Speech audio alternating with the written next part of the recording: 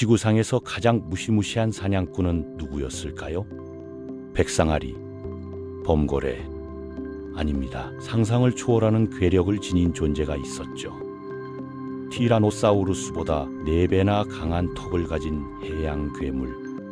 한 번 물면 절대 살아남을 수 없었던 고대 바다의 절대 지배자 말입니다. 오늘은 그 전설적인 포식자의 실제 사냥 현장으로 여러분을 안내하겠습니다.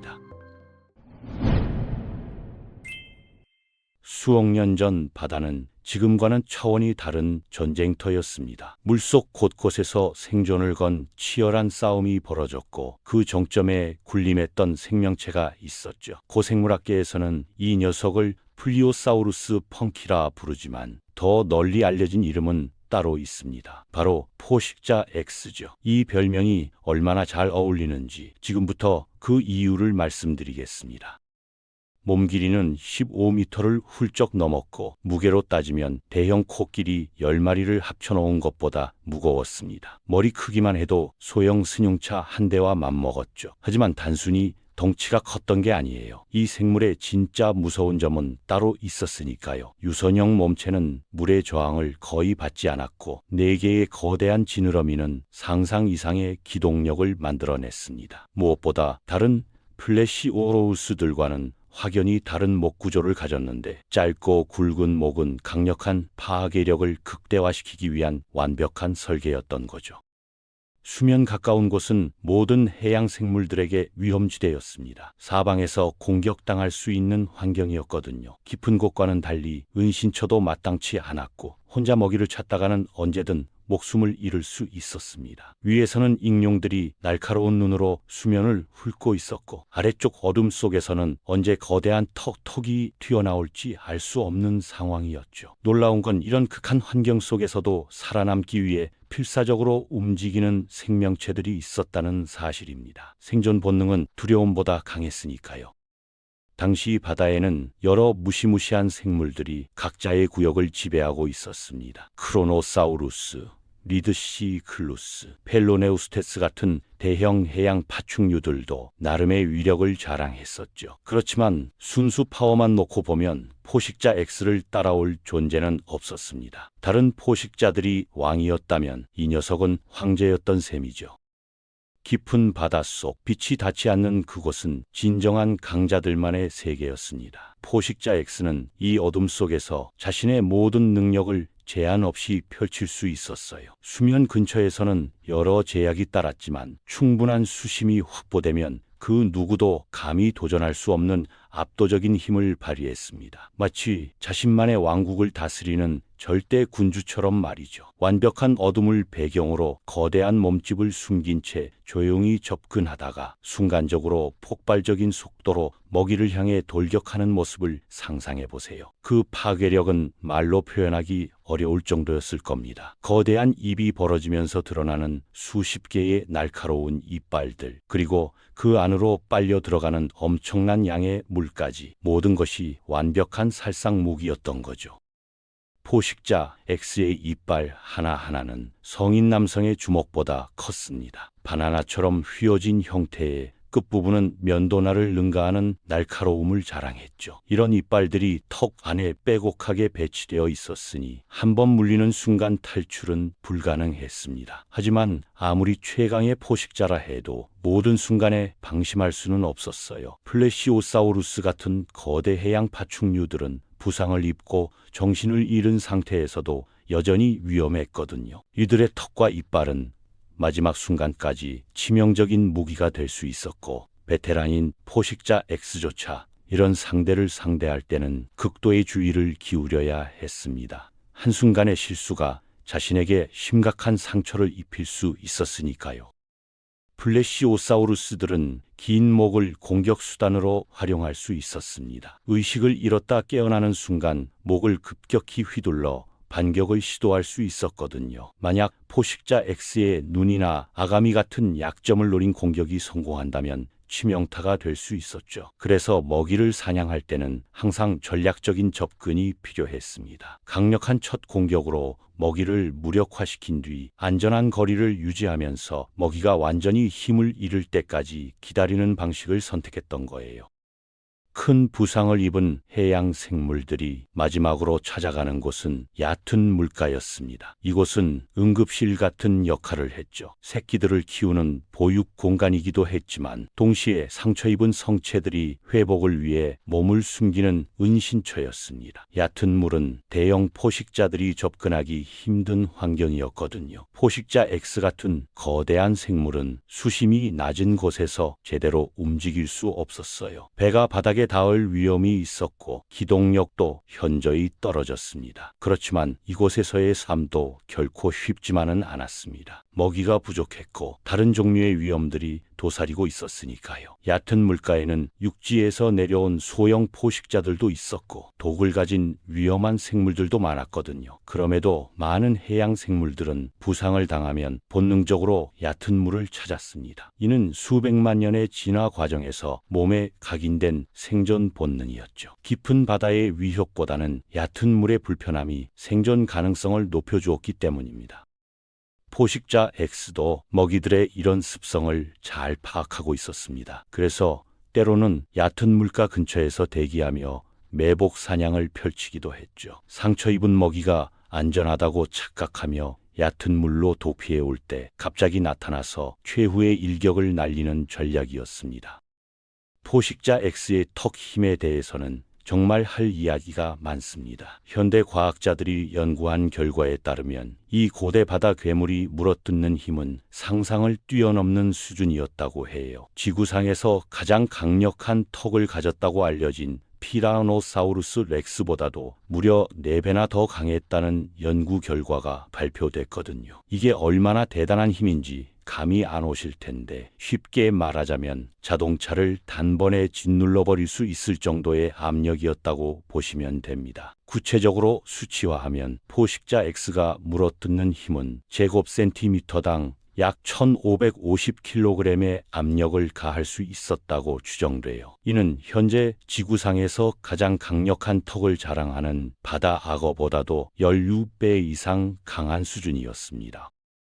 이런 엄청난 힘이 나올 수 있었던 비결은 포식자 X의 독특한 근육 구조에 있었습니다. 턱을 움직이는 근육들이 일반적인 동물들과는 완전히 다르게 발달돼 있었거든요. 마치 유압식 프레스기처럼 효율적으로 힘을 전달할 수 있는 구조를 갖추고 있었던 거죠. 게다가 턱뼈 자체의 구조도 극한의 압력을 견딜 수 있도록 특별하게 진화되어 있었습니다. 일반적인 동물의 턱뼈보다 훨씬 두껍고 조밀한 구조였고 힘을 받는 부분들은 특별히 보강되어 있었어요. 이런 무시무시한 턱 힘이 실제로 어떻게 사용됐는지는 화석을 통해 생생하게 확인할 수 있습니다. 포식자 X가 먹이를 사냥하는 방식은 정말 잔혹했거든요. 일단 강력한 턱으로 먹이를 물고 나면 날카로운 이빨들이 근육과 뼈를 뚫고 들어갔습니다. 그런 다음 거대한 몸을 좌우로 마구 흔들어대면서 먹이를 산산조각으로 찢어버렸죠. 마치 거대한 악어의 사냥 방식과 유사했지만 그 규모와 파괴력은 비교 자체가 불가능한 수준이었습니다. 단 한 번의 공격으로 거대한 플래시오사우루스조차 완전히 무력화시킬 수 있었던 거예요. 포식자 X의 사냥 방식은 크게 2가지 패턴으로 나뉘었습니다. 첫 번째는 기습 공격 방식이었고 두 번째는 지구전 방식이었어요. 기습 공격은 깊은 곳에서 빠르게 올라와서 단번에 치명타를 입히는 전략이었습니다. 지구전은 먹이를 천천히 괴롭히면서 체력을 소진시킨 다음 완전히 지쳤을 때 최종 공격을 가하는 방식이었죠. 이런 방식은 자신보다 큰 먹이나 특별히 위험한 상대를 다룰 때 주로 활용했습니다. 실제로 발견된 고대 플래시오사우루스 화석들을 자세히 살펴보면 포식자 X의 공격 흔적이 명확하게 남아 있습니다. 뼈에 새겨진 물린 자국들이 바로 그 증거예요. 과학자들이 이런 화석들을 분석한 결과 이 물린 자국들이 어떤 방식으로 만들어졌는지를 거의 확실하게 밝혀낼 수 있었습니다. 턱의 형태와 이빨의 배열 그리고 물린 깊이와 각도 등을 종합해보면 포식자 X의 공격 패턴이 생생하게 복원되거든요. 마치 직접 목격한 것처럼 생동감 있는 장면들이 화석을 통해 전해지고 있는 거죠. 특히 흥미로운 건 일부 화석에서 발견되는 미완성 공격의 흔적들입니다. 포식자 X가 공격을 시작했지만 어떤 이유로 중단하거나 실패했을 때 남겨진 흔적들이죠. 이런 증거들을 통해 우리는 고대 바다에서의 사냥이 항상 성공적이지만은 않았다는 걸 알 수 있습니다. 그런데 더욱 흥미로운 점은 이런 물린 자국들의 위치예요. 화석에 남겨진 상처들을 분석해보니 대부분의 공격이 아래쪽에서 위로 향하는 방향으로 이루어졌다는 게 밝혀졌거든요. 이게 무엇을 의미하는지 아시겠습니까? 포식자 X는 주로 수심이 깊은 곳에서 위쪽을 향해 기습 공격을 했다는 뜻입니다. 마치 현대의 백상아리가 물개를 사냥할 때처럼 아래쪽 어둠 속에 숨어 있다가 수면 근처에 먹이를 향해 순식간에 돌진했던 거예요. 이런 공격 각도는 먹이에게 도주할 시간을 주지 않는 매우 효과적인 방법이었습니다. 위에서 아래로 내려오는 공격과는 달리 아래에서 위로 올라오는 공격은 먹이가 예측하기 어려웠거든요. 거기다 중력을 거슬러 올라오는 추가적인 파워까지 더해져서 공격력이 더욱 강력해졌죠. 화석 증거를 보면 포식자 X의 공격 성공률이 상당히 높았다는 걸 알 수 있습니다. 대부분의 물린 자국들이 치명적인 부위에 집중돼 있었거든요. 목, 가슴, 배 같은 급소를 정확히 노렸다는 의미입니다. 이런 사냥 방식은 정말 치밀하고 효과적인 전략이었어요. 먹이가 되는 동물들은 수면 근처에서 햇빛을 받으며 활동하는 경우가 많았는데 이때 아래쪽 깊은 곳은 완벽한 어둠 속에 가려져 있었거든요. 먹이 동물들은 포식자 X가 접근하는 걸 전혀 눈치챌 수 없었을 겁니다. 반면 포식자 X는 위쪽에 밝은 빛을 배경으로 실루엣이 드러나는 먹이를 쉽게 발견할 수 있었죠. 이런 시각적 우위는 사냥 성공률을 크게 높여주었을 거예요. 더욱 놀라운 건 포식자 X가 이런 사냥을 위해 특별한 눈 구조를 가지고 있었다는 점입니다. 깊은 바다의 어둠 속에서도 위쪽에 희미한 빛을 감지할 수 있는 특수한 시각 시스템이 발달돼 있었거든요. 포식자 X의 몸집과 생김새도 이런 사냥 방식에 완벽하게 최적화되어 있었습니다. 거대한 머리와 턱은 한 번의 공격으로 치명타를 입히기 위한 것이었고 유선형의 몸체는 물속에서의 빠른 기동을 가능하게 했어요. 특히 강력한 꼬리 지느러미는 순간적으로 엄청난 추진력을 만들어낼 수 있었습니다. 마치 거대한 어뢰처럼 물속을 가르며 먹이를 향해 돌진하는 모습은 정말 무시무시했을 거예요. 4개의 커다란 앞다리 지느러미는 정교한 방향 조절을 담당했습니다. 고속으로 돌진하면서도 먹이의 움직임에 맞춰 순간적으로 방향을 바꿀 수 있었죠. 이런 기동성은 사냥의 정확도를 크게 높여줬습니다. 게다가 포식자 X의 몸 전체는 물의 저항을 최소화하도록 설계돼 있었어요. 매끄러운 피부와 최적화된 몸의 비율 덕분에 놀라운 수중 속도를 낼 수 있었거든요. 최고 속도는 시속 32km 이상이었을 것으로 추정됩니다.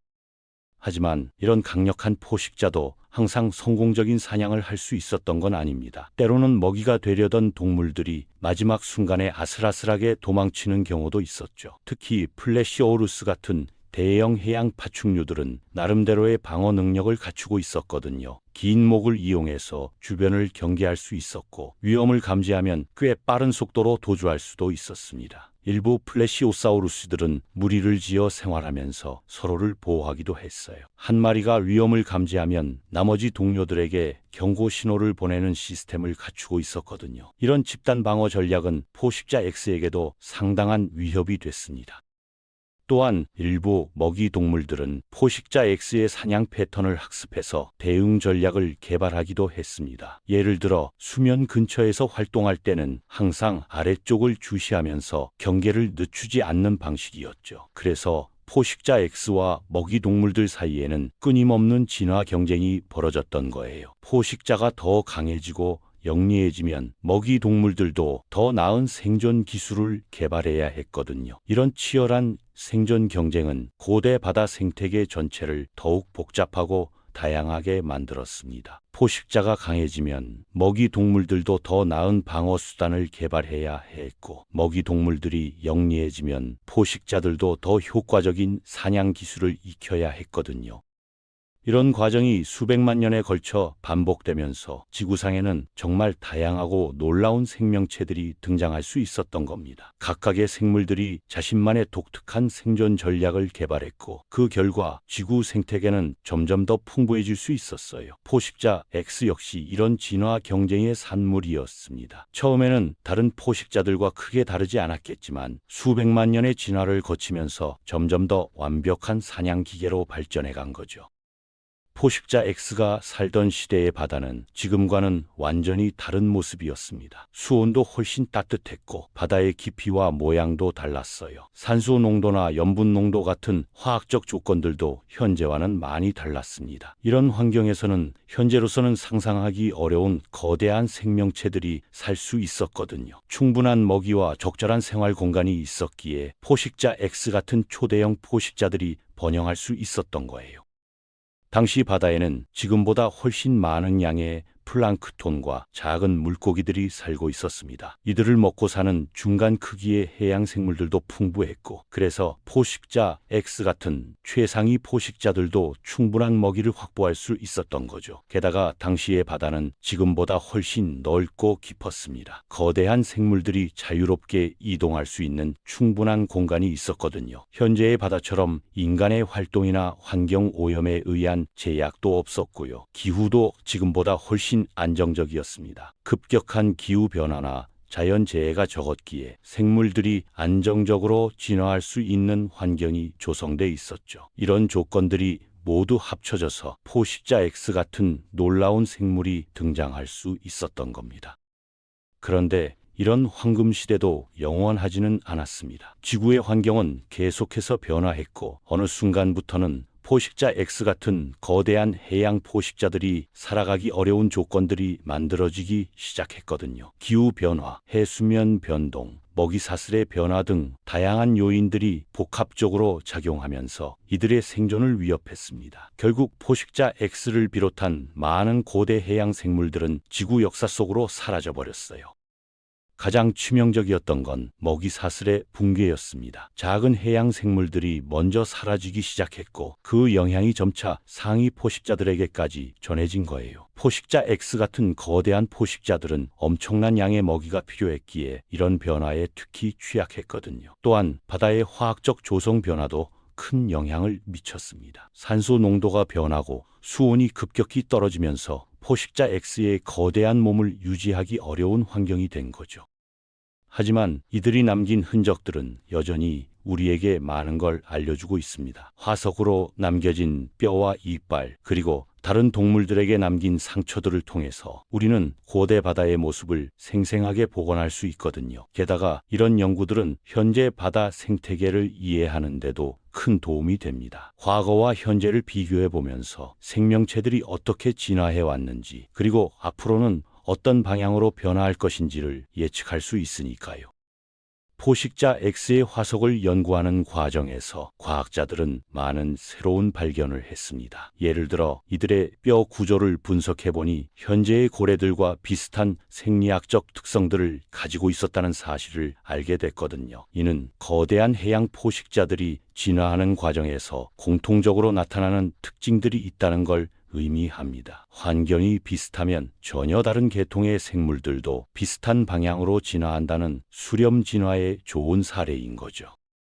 현대 과학기술의 발달로 우리는 이제 포식자 X에 대해 더욱 자세한 것들을 알아낼 수 있게 됐습니다. 컴퓨터 시뮬레이션을 통해서 이들의 유형 속도나 턱의 힘을 계산할 수 있고 3D 복원 기술을 이용해서 살아있을 때의 모습을 거의 완벽하게 재현할 수도 있어요. 심지어는 이들의 행동 패턴이나 사회 구조까지도 어느 정도 추정할 수 있게 됐습니다. 화석의 분포와 발견 장소를 분석해보면 포식자 X들이 어떤 지역에서 주로 살았는지, 혼자 생활했는지면 무리를 지어 살았는지도 알 수 있거든요. 최근에는 DNA 분석 기술까지 동원해서 포식자 X의 유전적 특성을 연구하는 시도들도 이루어지고 있습니다. 비록 수억 년 전의 DNA를 완전히 복원하는 건 불가능하지만 부분적인 정보라도 얻을 수 있다면 이들에 대한 이해가 크게 향상될 거예요. 포식자 X의 이야기는 단순히 과거의 무서운 괴물에 대한 이야기가 아닙니다. 이것은 생명의 끊임없는 도전과 적응, 그리고 진화에 대한 이야기거든요. 지구상엔 생명체들은 각자의 환경에서 최선을 다해 살아가려고 노력했고 그 과정에서 놀라운 능력들을 개발해냈습니다. 포식자 X의 강력한 턱과 뛰어난 사냥 기술도 바로 그런 노력의 결과물이었던 거죠. 이들은 단순히 크고 무서운 괴물이 아니라 자신에게 주어진 환경에서 최대한 효율적으로 살아가기 위해 완벽하게 진화한 생명체였습니다. 우리가 지금 살고 있는 현재의 지구 환경도 언젠가는 변화할 겁니다. 그리고 그때가 되면 현재 존재하는 생명체들도 새로운 환경에 적응하기 위해 계속 진화해 나갈 거예요. 어쩌면 먼 미래에는 지금의 상어나 고래들도 포식자 X처럼 화석으로만 남아있게 될지도 모릅니다. 그리고 그때의 생명체들은 지금보다 더욱 놀라운 모습을 하고 있겠죠. 생명의 진화는 결코 멈추지 않으니까요.